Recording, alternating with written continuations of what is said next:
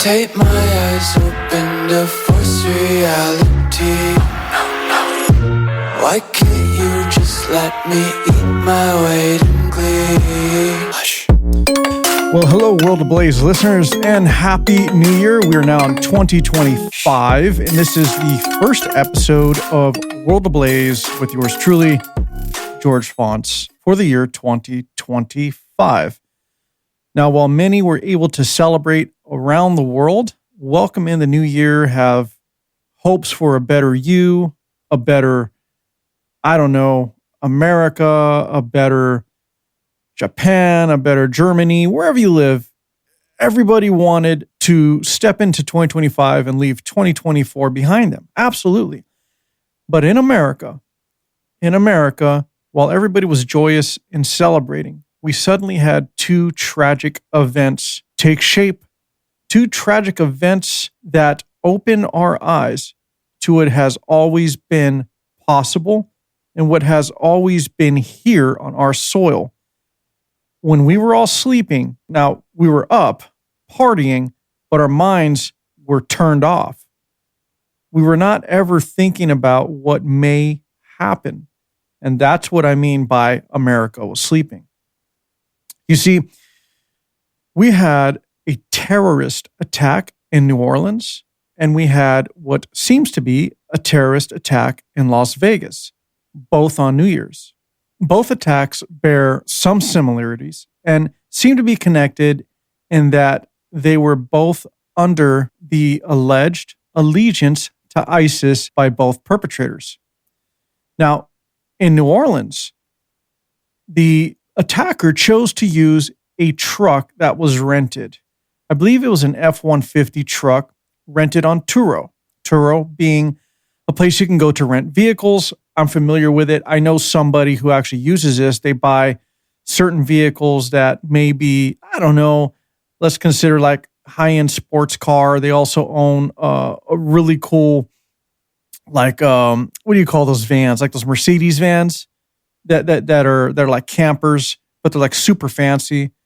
And he has one of those, and he's always putting those up on Turo, and people rent them. So I was familiar with Turo from that. Many people may not be familiar with Turo, but just so you know, Turo it's an app where you can log in and rent pretty much anything from a dream car to just, a standard sedan to go on a trip. And you don't have to go through the long, tedious process that you would go through with, let's say, Hertz Rent-A-Car or Budget or Enterprise or whatever you use. So Turo made it easy and simple. So the attacker in New Orleans used this app to rent this F-150 truck.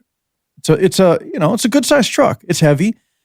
It can carry things. It's large, and of course, it's going to have an impact on anybody who stands in its way. More than likely, that person who's in the way of this large speeding vehicle is going to die, and that's exactly what happened. The crazy thing about this attack is there was a lot of video, and it was something that was done in New Orleans, and this happened on Bourbon Street, one of the most popular streets in the world. I mean, it's a destination, especially on New Year's Eve, on Mardi Gras.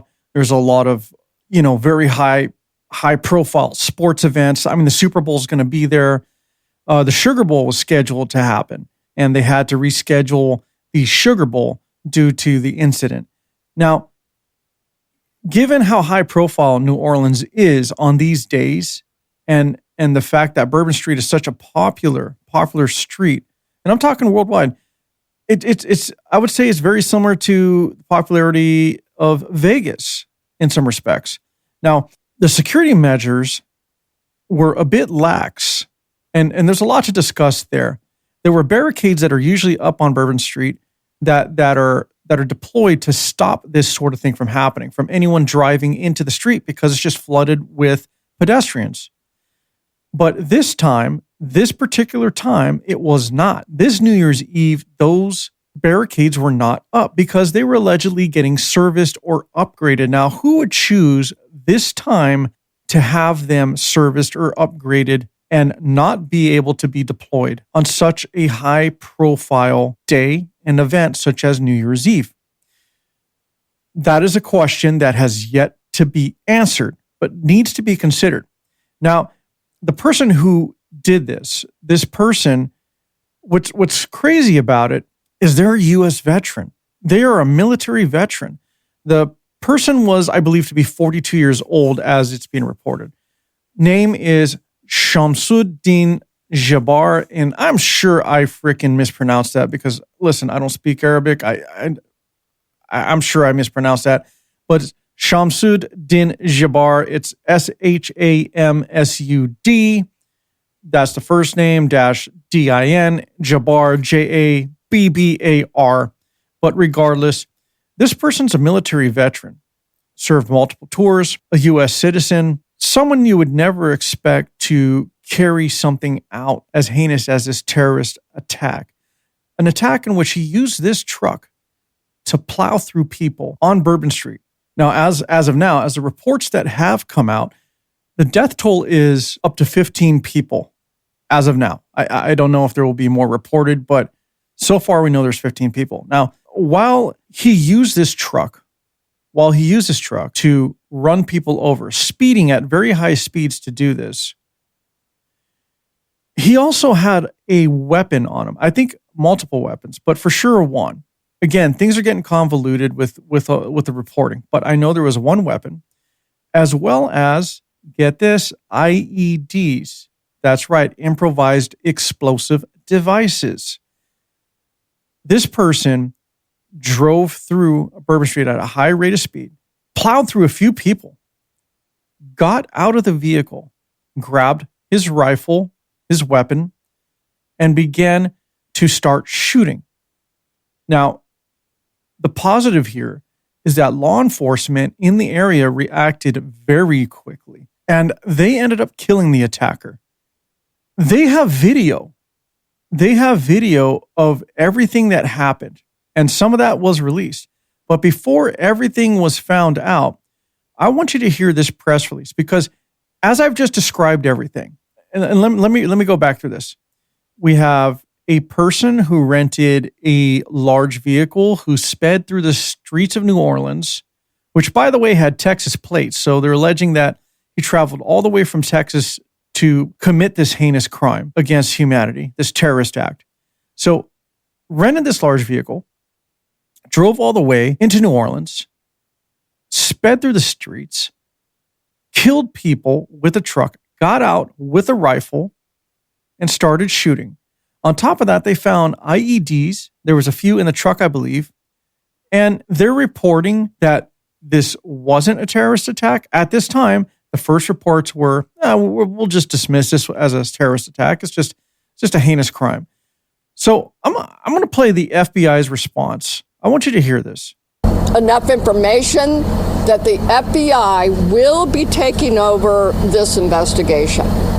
And with that, I am going to be asking, this is the assistant agent in charge. This is Agent Duncan, Special Agent Duncan. And she has taken over this case on behalf of us and the FBI. As always, we will be in partnership with all of our partners.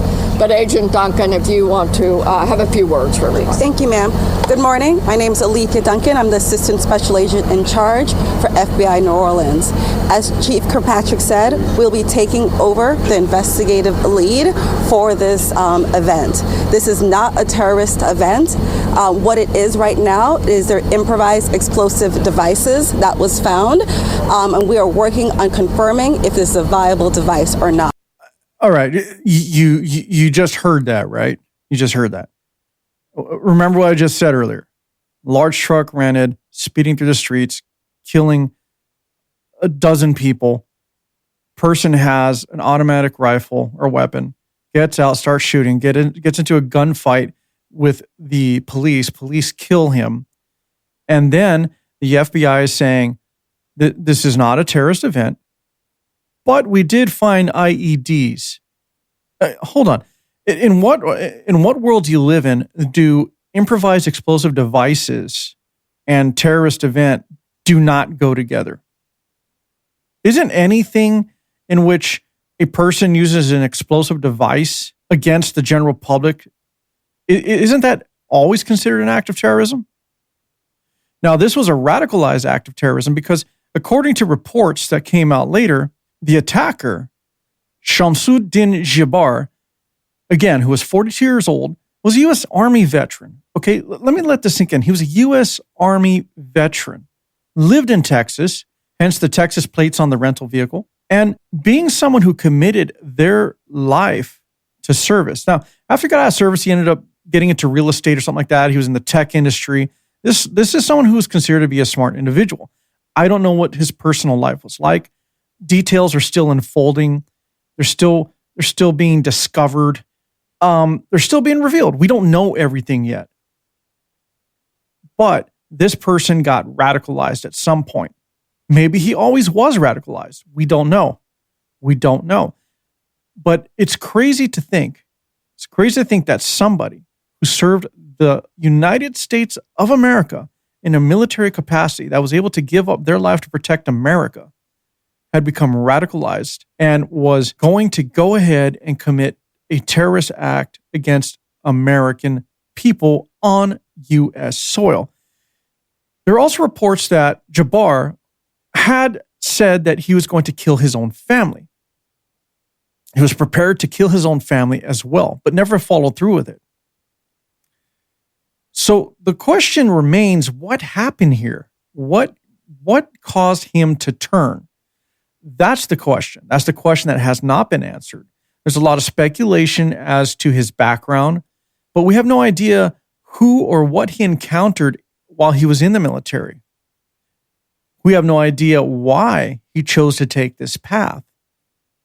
These are the questions that I want answered. And the bigger question that I want answered and that America needs answered is why this was even allowed to happen on American soil. Why this was allowed to happen anywhere in the world is the question regardless. Acts of extreme terrorists under the guise of religion, not even just religion, extreme religious sect, ISIS, a terrorist organization who believes in extreme Islamic rule, who wants to enact Sharia law across the world and destroy all Western civilizations. Now, the other thing about all the details involved in this attack that was carried out by Shamsuddin Jabbar is that there was video of him walking the streets of New Orleans, walking Bourbon Street, about an hour or two beforehand. There's video of him placing what appears to be IEDs on the streets. And in fact, after the event, later on, while the streets remained closed, the FBI was searching for these IED devices. I believe they did find them, but there's video of this. There's video of this happening beforehand. So who's monitoring? Who in the hell is monitoring the security footage on one of the most iconic days of the year with one of the biggest crowds of the year? Who's monitoring this security cameras? This footage comes out, and you got to wonder, hold on, if this was caught on camera and this person was caught an hour or two before all this played out, why wasn't there a stop put to any of this? Why wasn't the alarm raised? Furthermore, it's been reported that the FBI knew that this person was going to carry out an attack because apparently he said he was going to do so on social media.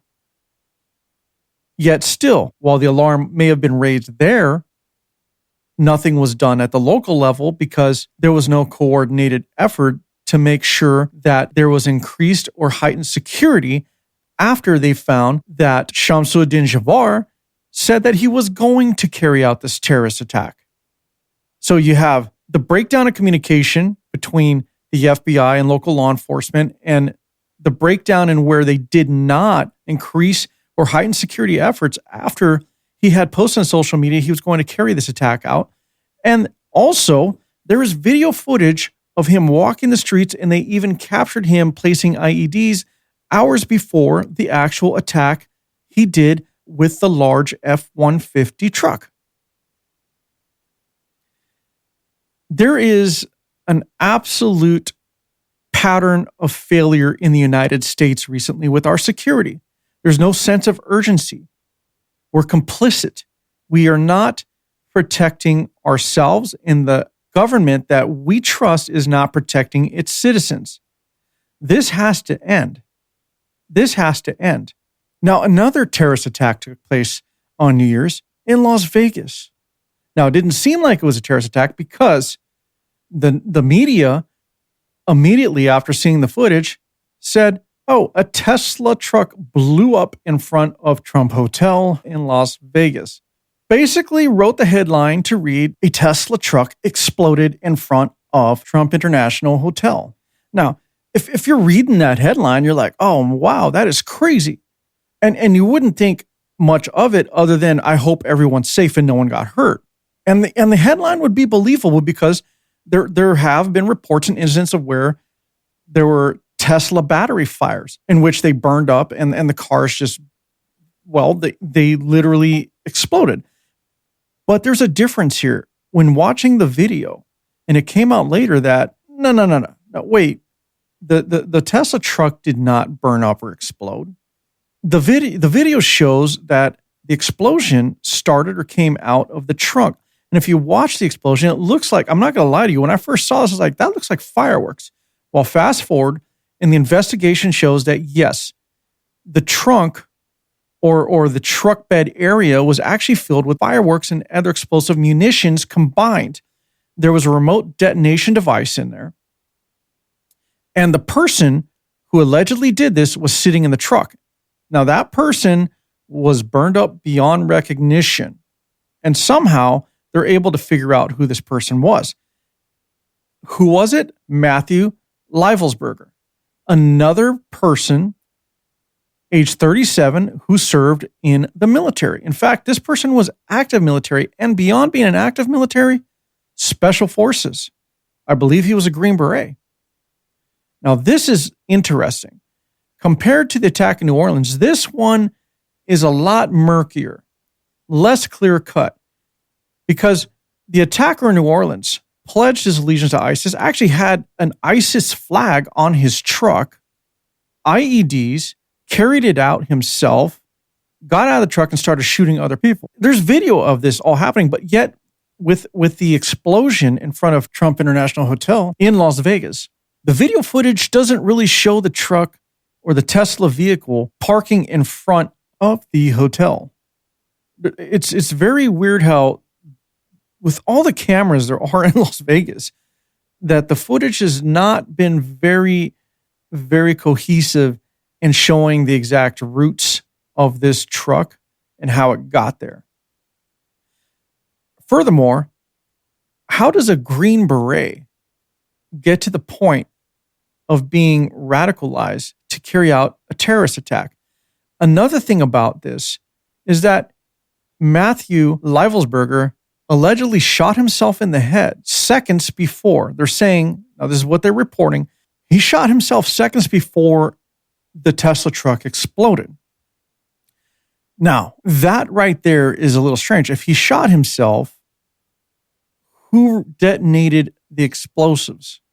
Or was it on a timer? Was it on a delayed timer? I don't know. Did he press the button that gave him so many seconds and then he shot himself? Are we to believe that a Green Beret got to the point where he became radicalized and devoted himself to Islam and went so far as to shoot himself before he detonated or the detonation took place? This one doesn't make sense. Furthermore, his body was reported as being unrecognizable and charred beyond recognition, just charred.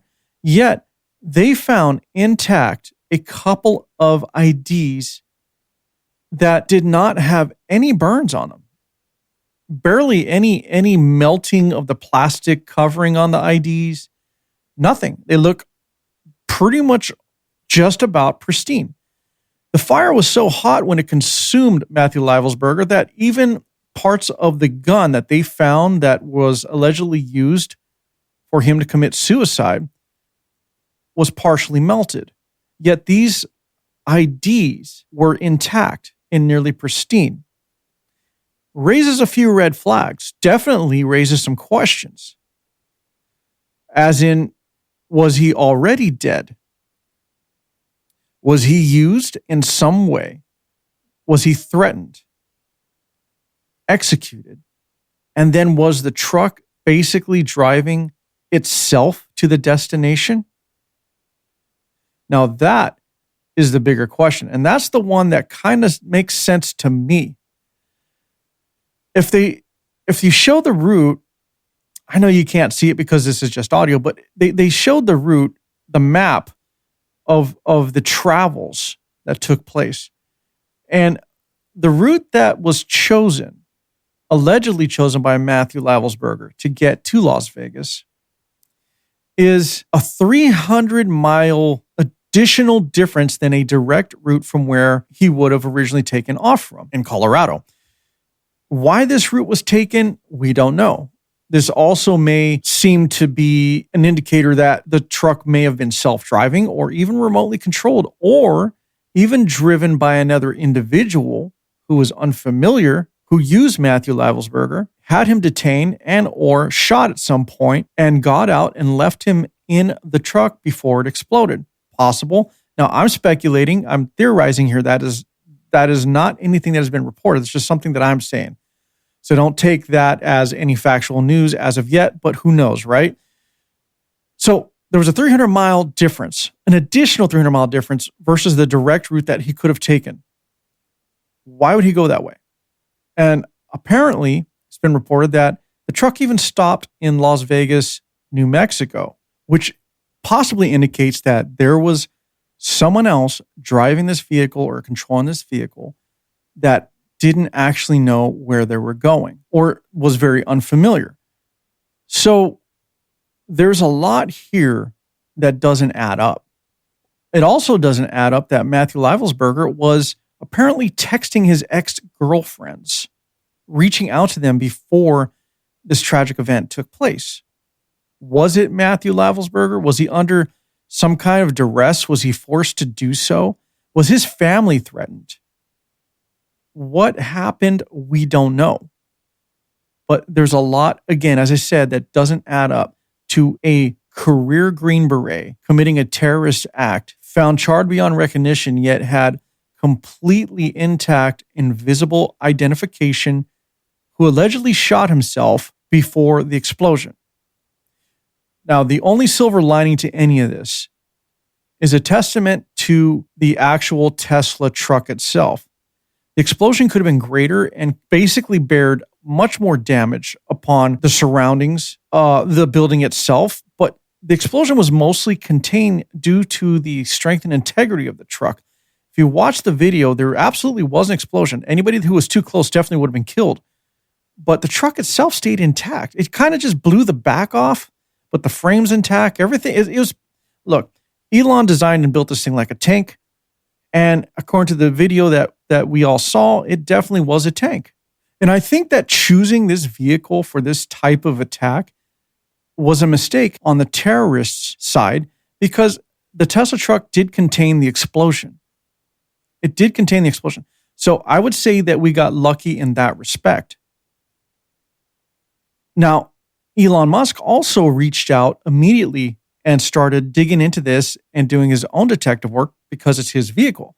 He was already scrubbing for information, trying to find out where the vehicle's been, anything that's been recorded into his computer system that can give more information to its whereabouts, its travel, its history, everything you could think that Elon Musk and his team can get out of this Cybertruck, he's already gathered and is providing the FBI because he has concerns for the safety of America.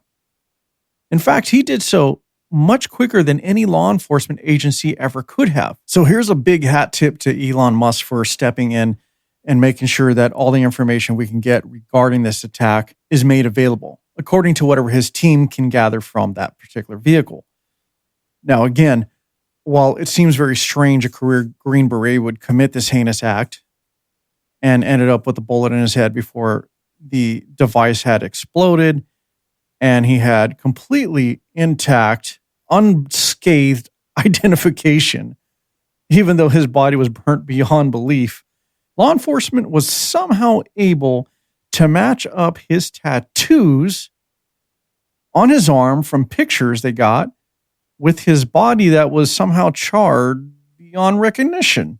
I have a clip from Fox News, a Fox News affiliate, on who Matthew Lavelsberger is And in this clip, there is a report from law enforcement on what they know. The FBI says it has found no definitive link between the New Orleans attack and a Tesla Cybertruck explosion outside of the Trump Hotel in Las Vegas. A man found in the driver's seat of that burned vehicle has been tentatively identified as this man, 37-year-old Matthew Livelsberger, through tattoos and personal belongings in the vehicle. He was a member of the Army's Green Berets living in Colorado. Officials believe he shot himself just before the explosion. Among the charred items found inside that truck were 2 firearms, both purchased legally, a number of fireworks, a passport, a military ID, and credit cards. Investigators say the driver's body is burnt beyond recognition. I'm feeling comfortable to give you this information is a tremendous amount of substantial evidence to include he rented the Turo vehicle. There are 2 tattoos, one of which was on the stomach and one of which is on the arm, that we can see bits and pieces of it as in comparison to what it is that we now know he had on his body. 7 people standing nearby were injured in that explosion. Investigators say the Cybertruck was rented in Colorado. Police are also thanking Elon Musk for providing video from charging stations that are helping in the investigation. Okay, so red flags again. Body charred beyond recognition, but in the same video clip you just heard, somehow they were able to compare tattoos they have of Matthew Livelsberger's arm from pictures on social media, etc., with those of the unrecognizable charred remains of the body in the truck. How is that even possible? How's that? Again, the body was charred beyond recognition, yet they were somehow able to match the tattooed from said charred body that was unrecognizable in any way with pictures of tattoos they had from Matthew Livelsberger. Right. And in the video clip, even though you can't see it, and this is audio, I apologize for that. We're working on video this year. I promise you it's coming. But in that video, you can see that the gun that he used to allegedly shoot himself, as well as another gun that looked like an automatic weapon or rifle that would be used by military personnel, both seem partially melted. Yet the IDs had minor smoking and maybe a couple of slight marks, but completely legible, recognizable, and readable. Now, I'm not trying to be conspiratorial here, but maybe, as I've said, if it walks like a duck and talks like a duck, then it's, well, you could finish that sentence. So they're now trying to connect the dots here. There are people all over social media. I know the armchair journalists, the professionals, the large X accounts that just because they got 2 million followers, they think that they know more than anyone else and are experts in subject matters of all things in the universe, have quickly went to task responding and coming up with their MK Ultra conspiracy theories and whatnot. Now, I'll admit, listen, MK Ultra is was a real program, and who's to say that it was ever really dissolved? But people are trying to connect the dots here. They're trying to say, look, there's too many similarities. Both Livelsberger and Shamsuddin Jabbar served in the military. They both were in Fort Bragg, which I believe is now Fort Liberty, at the same time. There has to be something going on. There has to be a connection. Oh, they both use the same app to rent cars and vehicles. And they allegedly both pledged their allegiance to ISIS. Well, we know that Shamsuddin Jabbar did. I'm not quite sure yet as to what they're saying about Livelsberger. But yes, there's some similarities. Let me say something about the military base, though, about Fort Liberty. You see, I've had many family members and friends serve in the military. And what I've learned and what I've gathered is, listen, there are so many bases in America. And depending on the branch you're in, you're going to be training in either of these bases at any given time. And guess what? Many people, big air quotes here, serve together and train in the, again, big air quotes, same bases at the same times they happen to be enlisted. It doesn't mean they know each other. It doesn't mean anything other than they were both in the military. Now, that is a common denominator, that right there. But they also took very different paths.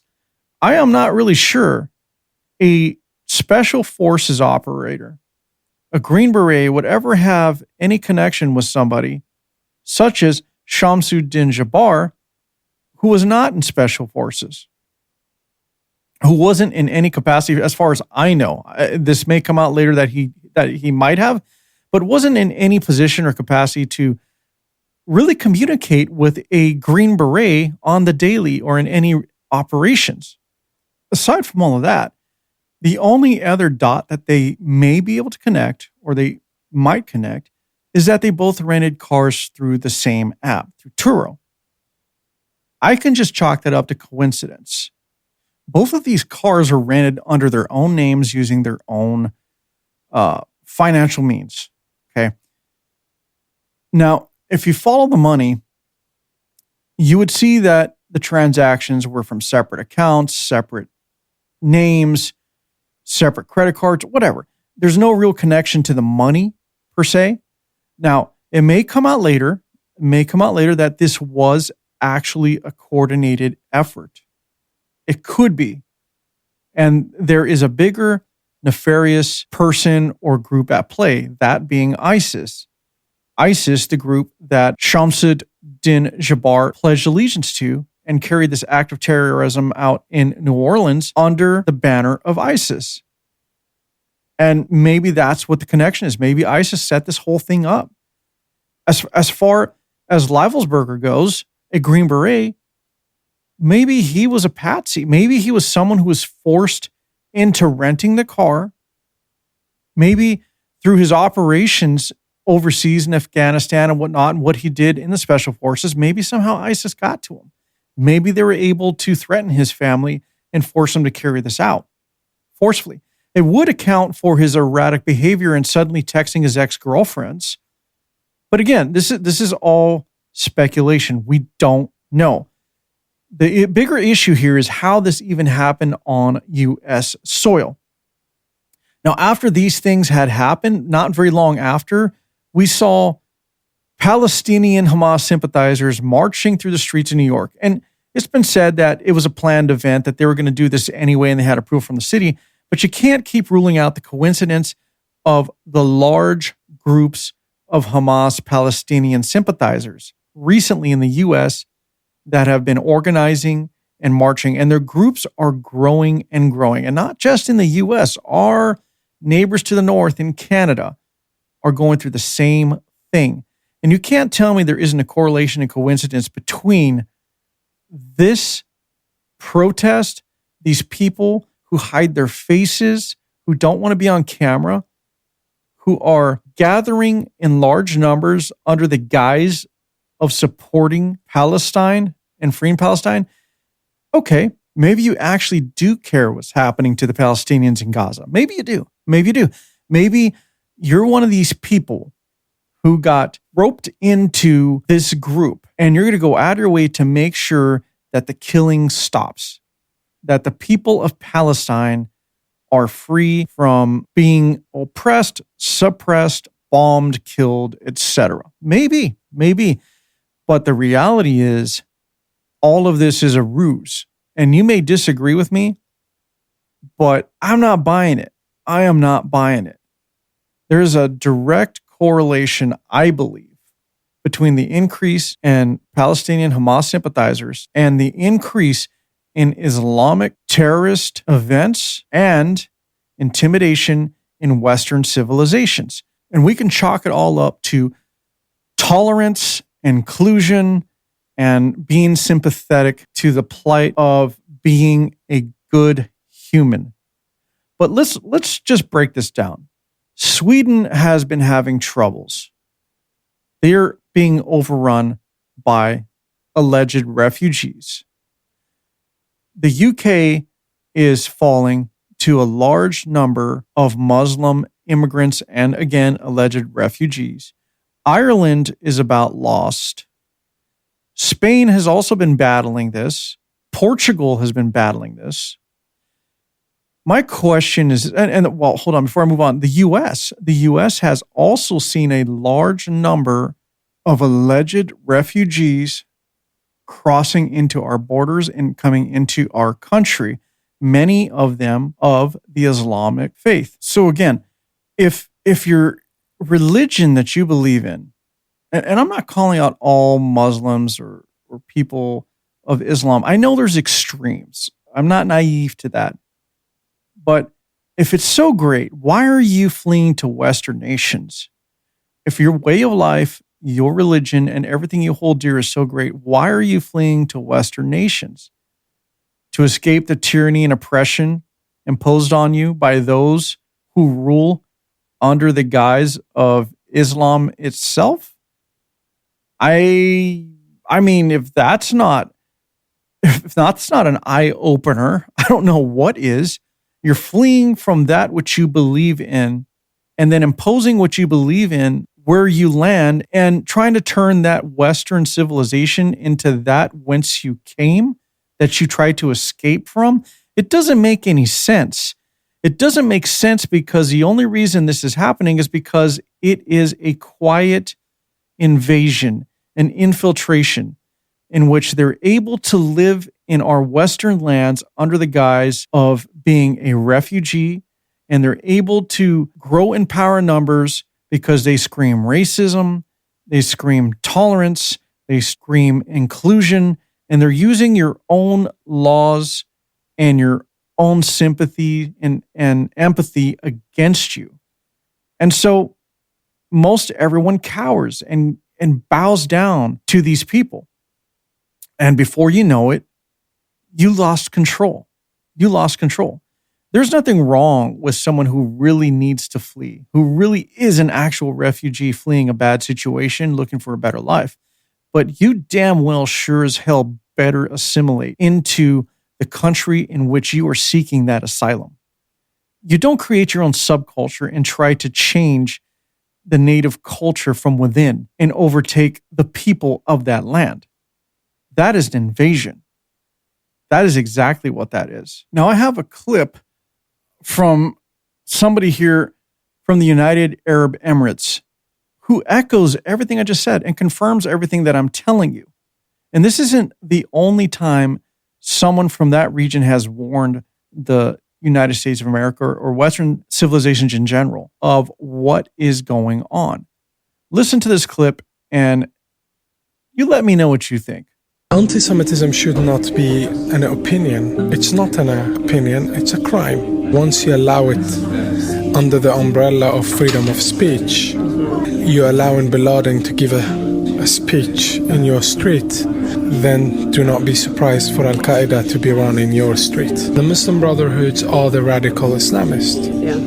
You saw them in the United States of America and various places around the world. They use the mosques and various platforms to bring hate and racism towards the society and the community. And a great example of that is when they protest in the street in the name of Palestine and the freedom for Palestinians, they occupy the street for 1 hour. They prevent the Jewish community to participate or to attend or to be around or at. And they start attacking shops and asking others to boycott certain places and so on. That's them ruling a place, a street for 1 hour.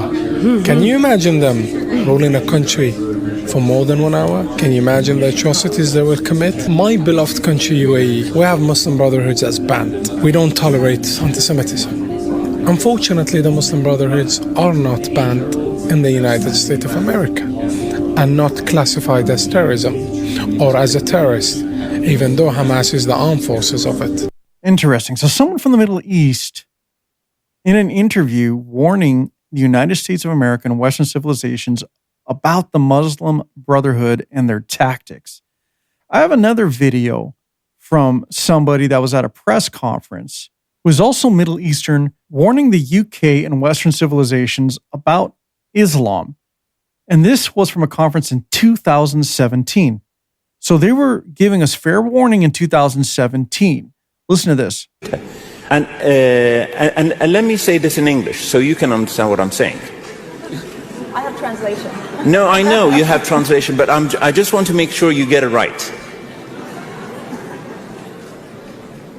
There will come a day that we will see far more radical extremists and terrorists coming out of Europe because of lack of decision making, trying to be politically correct, or assuming that they know the Middle East and they know Islam and they know the others far better than we do.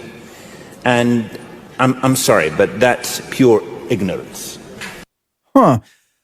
Isn't that crazy? Everything he said is exactly what has happened in the UK under the guise of tolerance, under the guise of inclusiveness, under the guise of anti-racism.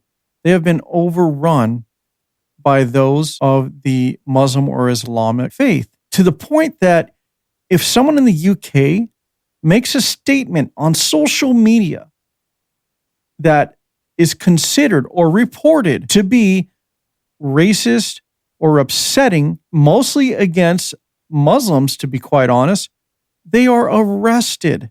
You are arrested in the UK for tweeting, for posting on X or Facebook or whatever social media outlet you use. If they find it to be offensive, just offensive, slightly, not even totally, not even crazy, doesn't have to be a death threat, doesn't have to be actual hate speech, just if they find it to be offensive, you're arrested and you serve jail time. And because of this, the numbers of those of the Islamic faith have grown, and they are taking control. And they're taking control. And they're in positions of government now, city government, and they're now making laws. And guess what? Most of those laws in the UK do not benefit the people of the United Kingdom. And the British people are a native people. And while many people don't want to believe that, just because they happen to be white, they are the native people of that land. The United Kingdom has their own long-standing culture and history that is slowly being forcefully replaced and healed by said alleged refugees. And travel across the pond, as they say, and we're starting to see the same thing happen here in America. We're starting to see the same thing happen here. Now listen, if you hung with me this far on this podcast, and you haven't listened to me before, then you really don't know me. And if you're starting to think that I'm just being a racist individual, well, I apologize for that. But I guarantee this to you. I am not being a racist. I'm being vigilant. I am looking at the tea leaves and I'm reading them. And everything is screaming, wake the fuck up. Ask yourself, how is this allowed to happen? One of the tools that have been used is our open border policy. I know you're going to keep continuing to say that I'm just being a racist piece of shit. Fine. Let's go to U.S. Border Patrol data right now. You see, that's the one thing that you're going to find on the show. I like facts and data. It is a great equalizer.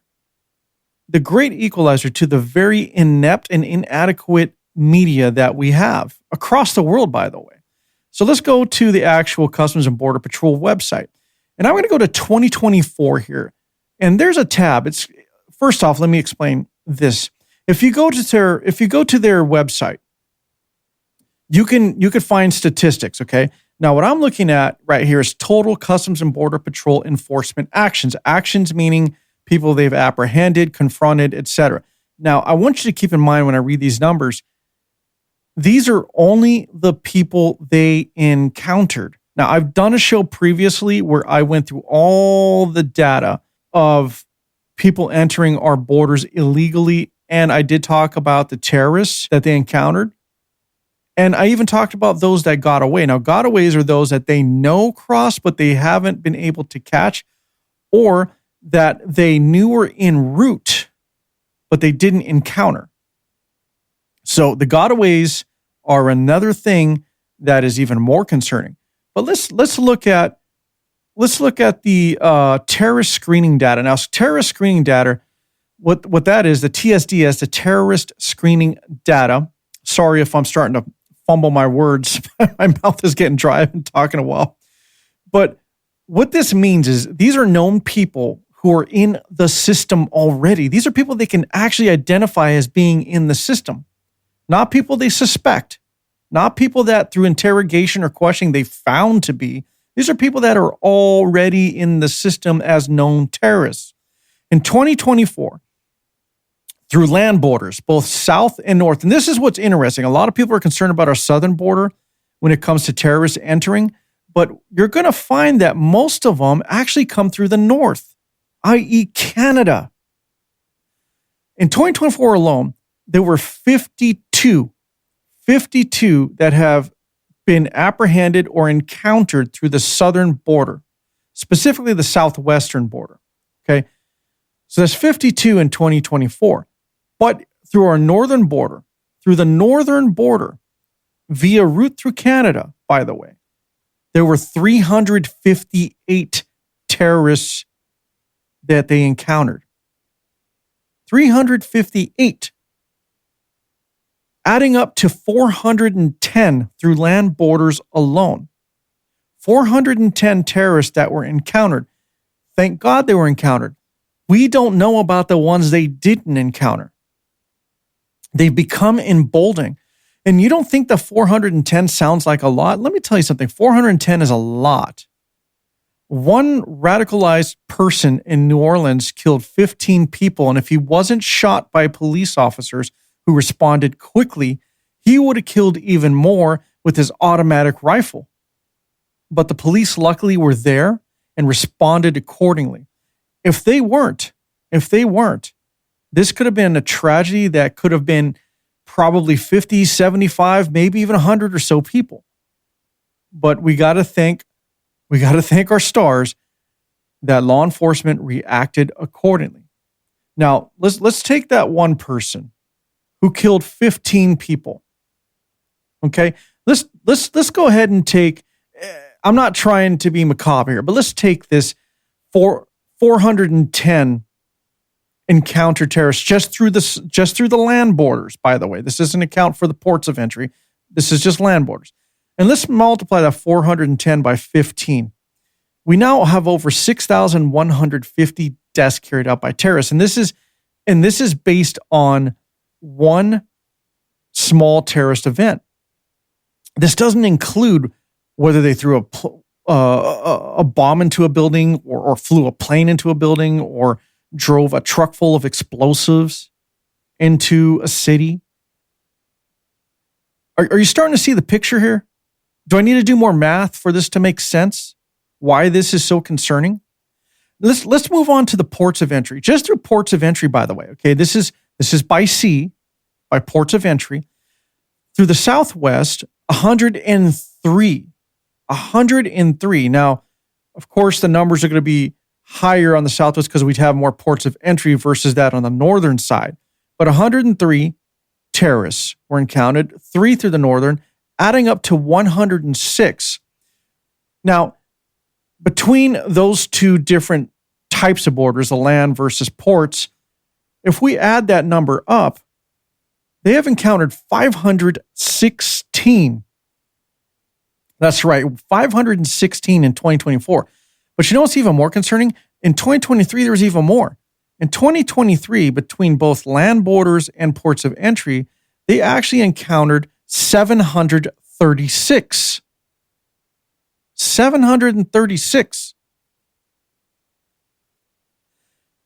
If we look at 22, for example, 380 through land borders, plus another 98 through ports of entry, that's 478. And one of the biggest years we've had, well, one of the other biggest years we had was in 2019, right before the pandemic. How convenient, one may say, right? There was 538 that crossed through land borders and another 3 through ports of entry. So that's 538 plus 3. We're looking at 541 encounters with terrorists in 2019. Keep in mind what this means. Those are the people they caught. What if another 50, 100, or 200 got away that they didn't encounter? Don't be naive and think that they aren't already here on our soil, that they don't have sleeper cells, that they're not just waiting to be activated. You see, terrorism is real. And we can make the argument that, look, you're being Islamophobic or Islamophobic. You're being racist. You're profiling. Well, tell me when the last time you've seen a Catholic-based terrorist organization. How about a Christian-based terrorist organization? Where are the reports anywhere in the world where a Christian or Catholic-based terrorist organization is trying to impose their will on another culture, another country, where they're trying to change their entire way of life to conform to their way of life, where they're enacting Old Testament-like justices out on people, where they're, I mean, I haven't heard of Catholic or Christian-based terrorist organizations stoning people to death, cutting babies in half, as it was said in the Bible. Now, I know that was just a parable and a story, whatever. But still, you're not seeing Old Testament-like eye for an eye justice being carried out and imposed on other nations, other peoples. You don't see Catholic or Christian-based terrorist groups infiltrating other civilizations because there aren't any. There just aren't. Prove it to me that there are. Oh, I know, Christian nationalism. Wait, specifically white Christian nationalists, which seem to be only here in America. But guess what? That's all false. I did some searches on this alleged white Christian nationalist terrorist organizations, and guess what I came up with? Big fucking zeros. I even looked for crime data. Guess what came up? Big zeros. You know what came up? Alleged Christian white nationalists. Media who tried to claim that they were Christian white nationalists. You know what a Christian white nationalist is? Because nobody else seems to be able to define it. This is what a Christian white nationalist is. And to be fair, you guys know I lean right. You know that I'm probably way more right than center sometimes. I'm definitely not left, I'll admit that. But I'm going to use a leftist media outlet to define this. CNN asked themselves the same question. And they came out with an article in which they highlighted this question. And this just came out this year in February, by the way. Many of us probably missed it, but it came out no, not this year, sorry. We're already in 2025. This came out in 2024. And this is how it starts. CNN. It's been called an imposter Christianity, a heretical faith that sanctifies lies and the most serious threat to democracy in America. That's how critics have described white Christian nationalism, a deviant strain of religion that has infected the political mainstream. White Christian nationalists believe the U.S. was founded as a Christian nation. Although the Constitution never mentions God and enshrines the separation of church and state, its adherents twist biblical language to justify violence, sexism, and hostility toward people of color. Now, this is what's going around. This is what they're saying it is.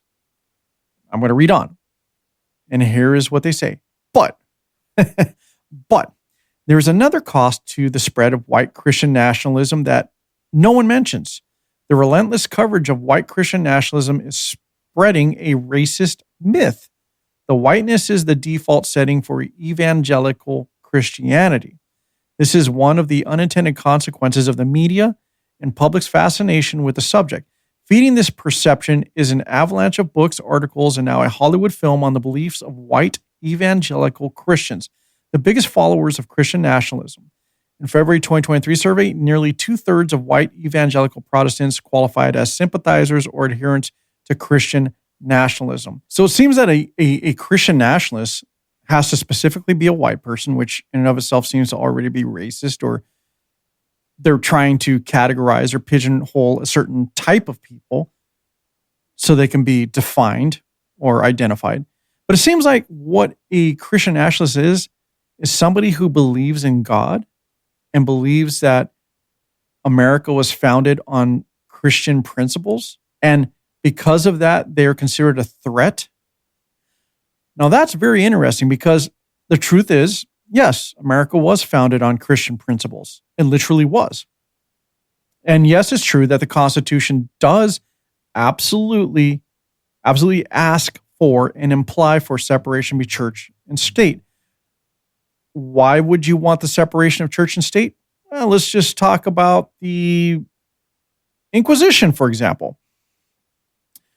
In Middle Ages, the Catholic Church grew in power, so much so that they became the de facto rulers of most all Western civilization, regardless of what leader may be in place. The Catholic Church was so powerful that they were able to manipulate and drive these leaders into believing that the only way was the Christian way and that they needed to turn the entire world towards Christianity, more specifically, the Catholic Church, and hence was born the Crusades. It was a very, very bad time for Christianity in which torture, death, and destruction was left in its wake. But the culprit behind it was the Catholic Church. And I'm never, ever going to let people forget that. Because listen, religion can become ugly regardless of which type it is. But thankfully, Christians themselves pushed back and realized, look, this isn't how Christianity is. This isn't what Christianity is.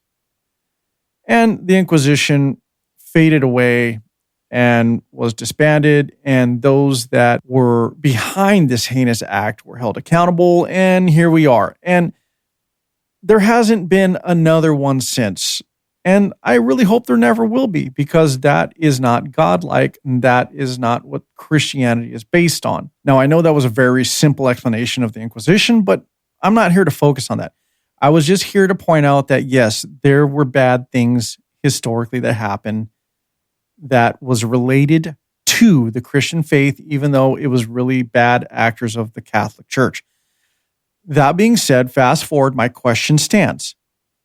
Show me a Christian nationalist or Catholic terrorist organization that is doing exactly what extreme Islamic terrorists are doing.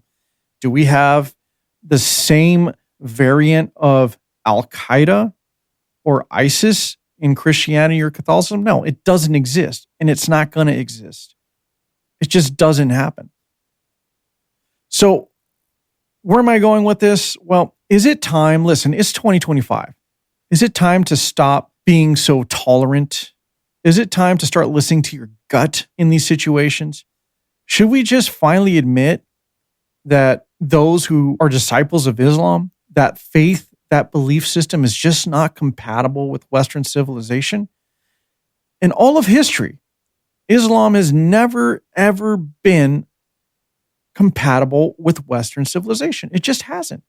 And we need to wake up to this fact. And we need to realize, listen, in 2025, I'm no longer going to hold back and feel ashamed and beaten into submission under the guise of tolerance and inclusion.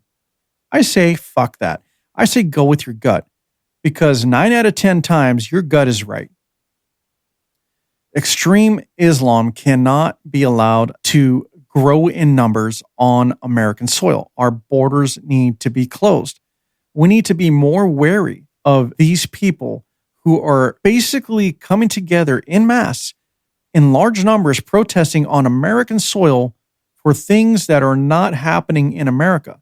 If you're protesting about the American government who passed a certain law that you don't agree with, for example, fine, protest away. But that's not what's happening. And the large number of these protests are increasingly calling for global intifada. Intifada, a word that relates to an uprising or means an uprising or rebellion. Literally, okay, rebellion or uprising. And they're chanting this on American soil. This is all also happening in Canada. It's happening in Germany. It's happening in Ireland. It's happening in the UK. Here's a few clips that show, well, you can't see it, but you can hear what's going on. Here's a few clips of the marches that were taking place in New York hours, and I mean hours after the heinous event that happened in New Orleans.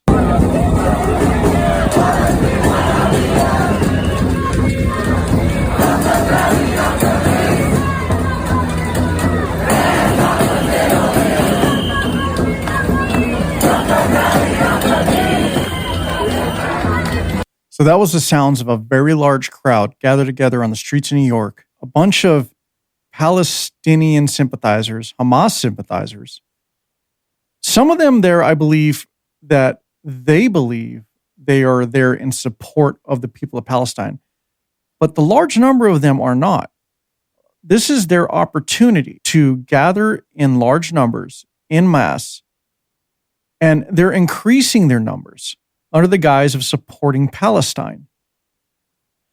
Again, is it coincidental that these large numbers of Palestinian and Hamas sympathizers are growing in numbers in Western civilizations, chanting, protesting, while the increased violence and oppression being imposed on these same Western civilizations from within their own country by these extreme Islamic infiltrators?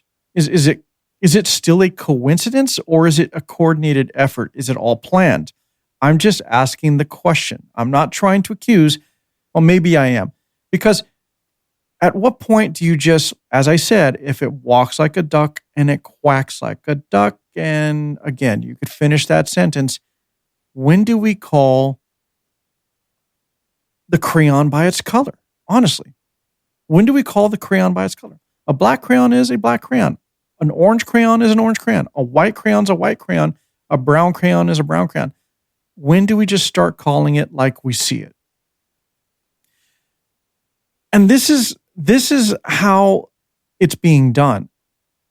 Pulling on your heartstrings, pulling on your emotions, making sure that you want to be the right person, a good human, and you don't want to be racist, and you don't want to be unsympathetic, and you don't want to be uninclusive, and you definitely want to be tolerant and understanding of their plight. But you have to realize that many of these people come into this country, do not assimilate, get an American education, become lawyers so they know our law and how to use it against us.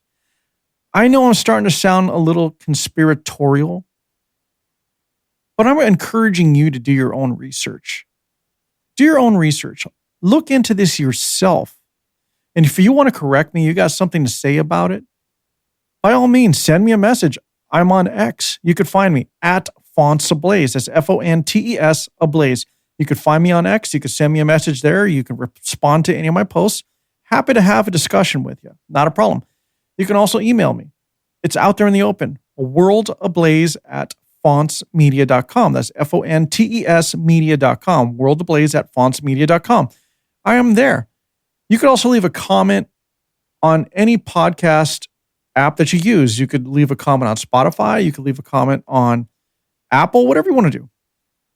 I'm open to discussion and debate. If you find information that contradicts what I'm saying, great, bring it to me. Let's have a discussion about it. Let's go ahead and make sure that I'm not going too far off the rails here.